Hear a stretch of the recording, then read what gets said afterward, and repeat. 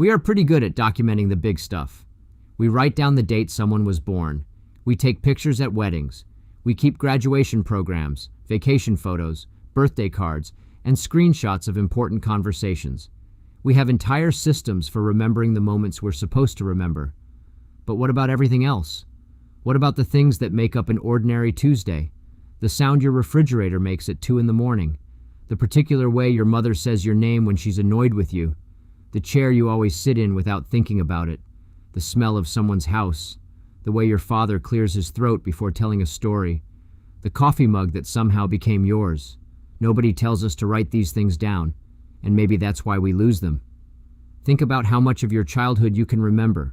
You probably remember the major events. A birthday, a family vacation, a school you attended, maybe a house you lived in. But can you remember what the kitchen sounded like? Can you remember what the carpet felt like under your feet? What your bedroom looked like when you were half asleep?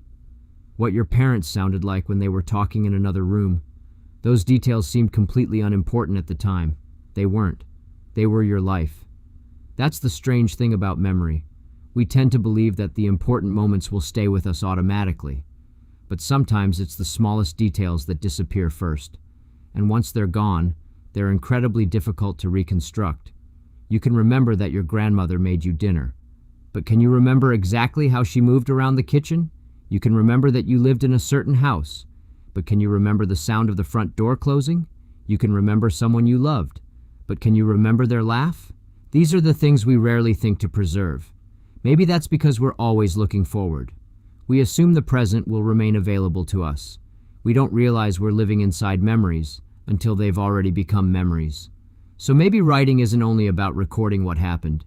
Maybe it's about recording what it felt like to be there.